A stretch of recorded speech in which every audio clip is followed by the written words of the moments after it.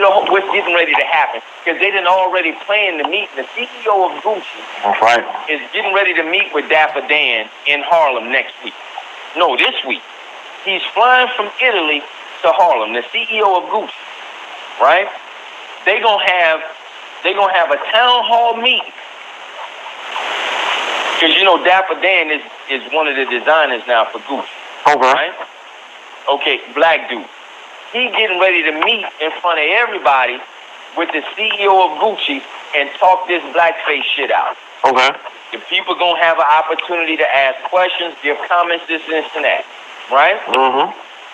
So now, at the end of it, Gucci is gonna apologize. Mm-hmm. They're gonna say how sorry they are and how much now they want to work with the community. Bruh, Gucci getting ready to go viral all over fucking. So yeah. So yeah. Niggas always want to be accepted. They know that about us. So create a conflict. Because now I'm saying it's problem, action, solution. You create the problem. Gucci needs a massive. They need to be now. Everybody need to be wearing their shit. How do you do it? You create some controversy. Yeah. Bring attention to it. You see, Gucci CEO show up, talk it through with the black man that everybody know. They come together, handshake, cut a check. Mm-hmm. Now, back to work. Back to work. We done put the spotlight on it. We done got the attention. We done talked it through. We done kissed and made up. Mm-hmm. Now it's back to your regularly scheduled program. Niggas back on board. Yep. You see? So now niggas forsaking all other brands for Gucci because Gucci done made it right. They ain't even think about starting their own high-end fashion line. You see what I'm saying? Because those major European labels in concert with those stores like Macy's is the reason why you don't even have black designers no more. Bruh, they worked hand in hand. Bruh, I'm going to tell you the playbook when Rockefeller was popping. Okay? They got a venture capitalist to offer Rockefeller a deal they could not refuse. This is how business works when you got the bread to buy out your competition. You buy your competition and then you say, you know what? We're going to put this shit in the discount stores. Because they know we not about to rock with no shit on no discount store. You feel me? They know. Hold on. Buy competition then you buy Sean John then put Sean John in Target? Thank you. Oh, man. That's how you effectively destroy the brand so that it never comes back. Because niggas don't want to associate with nothing cheap. And you do that same model. It started with FUBU. Then it went to Anichi. Then it went to Esco. Then it went to this. Bruh, they done affected, and then it did the same thing to Fat Phone. So deal. It's the same model. So deal. I'm out, put that shit in them third-rate department stores, and it'll eventually go away. And you keep Polo, Tommy Hilfiger, Fendi, and all. You keep them out of them Kmart's and Walmart's and all that other old shit. How do you do that? I always wonder, how do you do it? Why can't Walmart buy Tommy Hilfiger and shit like that? Because they don't sell to them. They sell to the high-end department stores. You see, so if DJ got a bunch of bread and I can go in and buy Fashion Nova, I decide once I buy Fashion Nova where that shit goes. You see, so now I can entertain a deal from Walmart or Target to effectively destroy that brand under the guise of making it available to everybody. But Fashion Nova is supposed to be available to everybody. You understand what I'm saying? As soon as that shit show up in Target, we don't want it no more. We ain't getting that shit. It is now for children. Yep. Of a certain age. Yep. Of a certain age. Say that too now. So that's how you effectively destroy black brands. And we so ignorant of business, we willingly sell the brand. Yep. Because we just thinking, okay, big cash out. They offering us $80 million. Like with Rockefeller. They offered Jay and them $86 million. So they getting ready. They about to do the big cash out. Hey, give me that money to get out the way. Right. Give them the money to get out the way to effectively destroy the brand. Mm-hmm. And that's how your European labels stay relevant. Because you can't buy. You're gonna never find them in no third tier. Because they shit. Gucci is it's a family though. It's a family name. It's a family. It's a fashion line. It's not a trend. That's the difference. We create trends. They create fashion. And that whole Gucci I'm saying like lifestyle encompasses that brand. So with polo is a sport that's played in Europe with the horseback. You see? So those clothes are synonymous with that lifestyle. Monica is a yacht sailor type brand. That's for rich ass white folks that own yachts and boats and shit. That ain't for niggas in the hood. Because niggas in the hood don't have no yacht. That's crazy. They don't have no sailboat. You see? Tommy Hilfiger is made for 50 and under white boys, college educated that work on Wall Street. That's what that line is for. So every fashion line represents a certain lifestyle.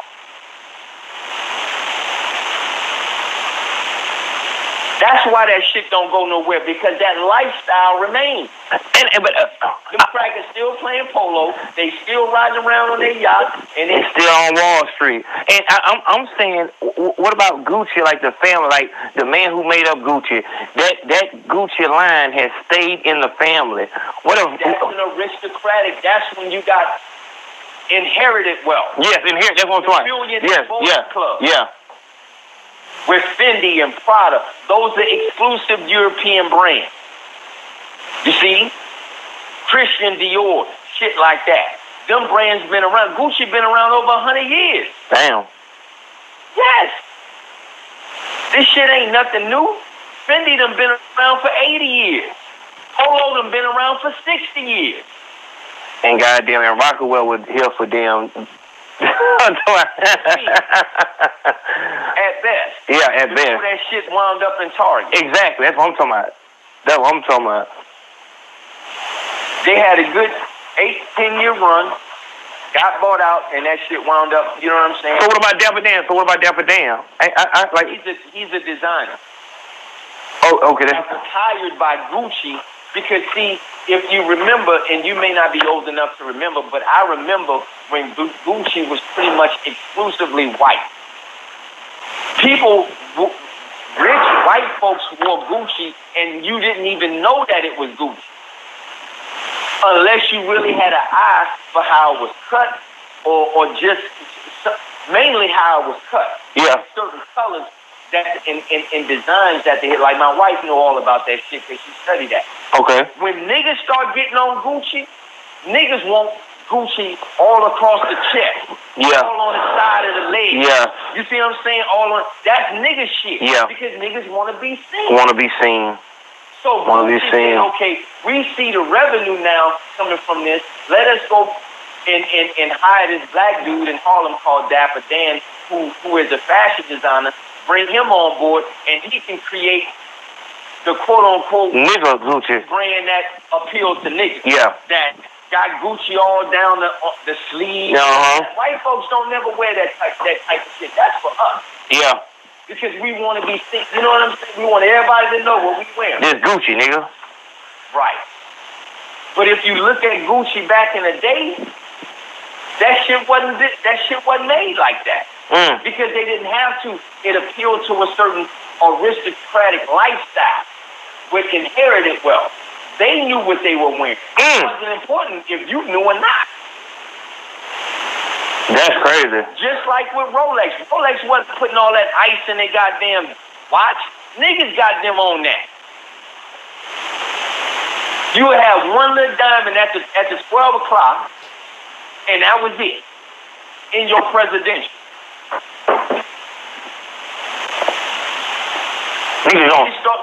Niggas start getting money. Now they want everything iced out. Yeah. Starting with the bezels and everything. You see what I'm saying? Bust down. Niggas gonna see me, nigga. They gonna see me, nigga. Right.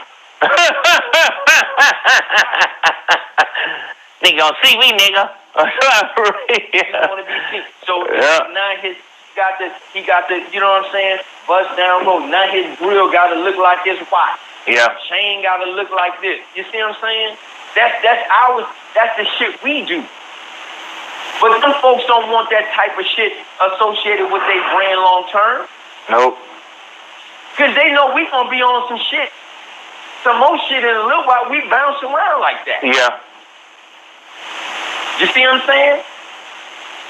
So that's the whole move, man. So now we gotta see the value in our own culture enough to create brands that are associated with a lifestyle. That's what Diddy tried to do with Sean John, but they bought his ass out. Yep. And wound up putting it in a discount store. Yep. You see? Shit crazy as fuck. Same thing with Beyonce line, them jeans she had, with the same thing with Apple Bottom. Yep. All that shit dies the same day. Someday, and that's somebody that's really in that industry need to do a documentary on that shit. Like real talk. So what about Kanye? Russell Simmons. What about Kanye? What is he doing? Only way a brand stays viable that a hip hop artist creates, it's got to be up under a European brand, i.e. Nike, Adidas. You see, that's the only way your shit stay relevant. Oh, okay, yeah. It can't be relevant independent. Independently, yeah. It's gonna stay relevant as up under a white brand. Yeah. A subsidiary, like Jordan. Under Nike. Otherwise, that should be in Kmart. That's the only way your shit stay relevant. Because it's up under some shit. That's crazy as fuck. It's up under some shit that they've already said. Adidas gonna stay around for 100 more years. Nike gonna stay around 100 more years. You see what I'm saying? Reebok, Puma, all these major brands that with global reach, they gonna continue to be around. The niggas that's endorsing them gonna come and go. So Nipsey, you hot now? You on Puma. Yeah. In 5 years, when your shit is starting to take off, it's gonna be somebody else. So they just keep rotating. Just like Sprite. Right. Just a new face. New face on the old brand. That's the game. And they throw your ass away and get somebody else. See? Man. But we think because they're giving us the bag, it's all good. It's all good. You're really playing yourself. Low bomb. Kanye West said something that was real deep about 3-4 years ago before he got all with the mental illness. He said, niggas is like, or rappers is like the patina on the glass. Like when you go to the bar and you order you a drink, you know the little cherry or pineapple they put on the top of the glass? That's what the rapper did. That's what the rapper represents, like the decorative piece, like the umbrella in the goddamn margarita. Like the rapper don't control the ingredients of what's in the glass, like the actual mixture. Yeah. The rapper is just like an accessory that's attached after the fact to make the shit look nice. Yeah. But niggas get it twisted and thinking that they the actual drink power brokers. Drink yourself. Nah, you just make the drink look good. And he was profound in that. I'm saying this was that's how dangerous Kanye was, because he was breaking that type of shit down. Yeah. When he was trying to get into the fashion industry, and he was like, I'm trying to do major fashion, and y'all telling me all I could do is fucking t-shirts.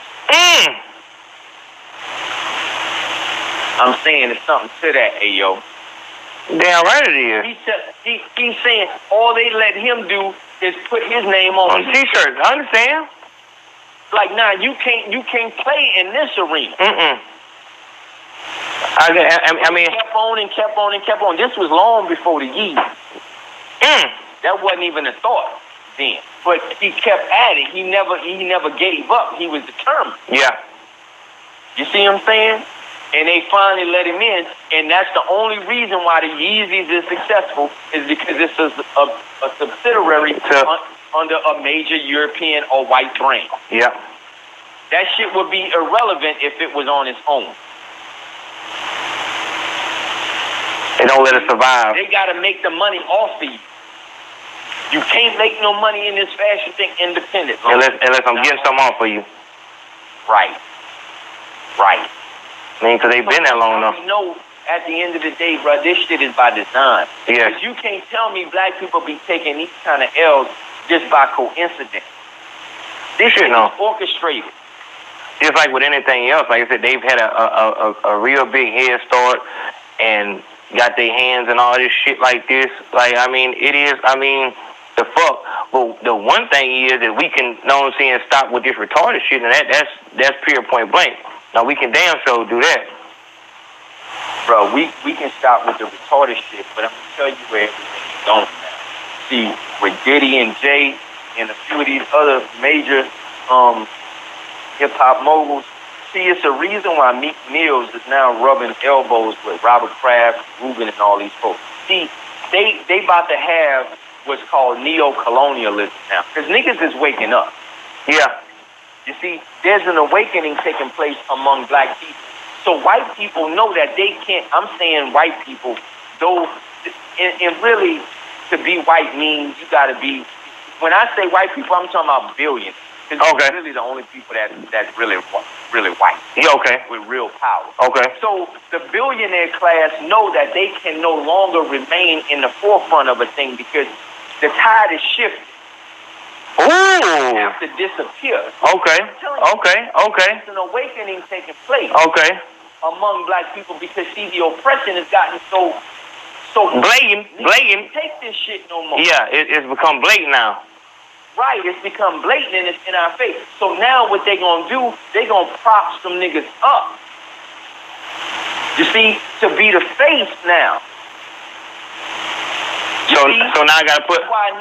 This is why these billionaires like Robert Kraft that own New England Patriots and all that, that's why they associating themselves with Meek Mill, Jay-Z, and Diddy. Yeah. You know what I'm saying?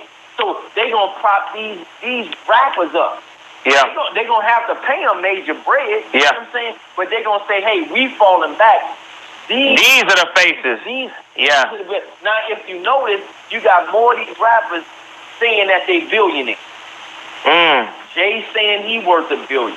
Diddy saying he worth $1 billion. Now, Nas just signed a deal, you see what I'm saying, where he getting like $500 million. You see what I'm saying? So now these are three. And I don't think it's a coincidence that all three of them come out of New York, too. I don't think that's a coincidence either. But I'm saying in politics you have, and we've seen this play out in South Africa. See, prior to the 55 African countries all kind of going into independence, you had every country was like what South Africa was during apartheid. White folks ran everything. Even though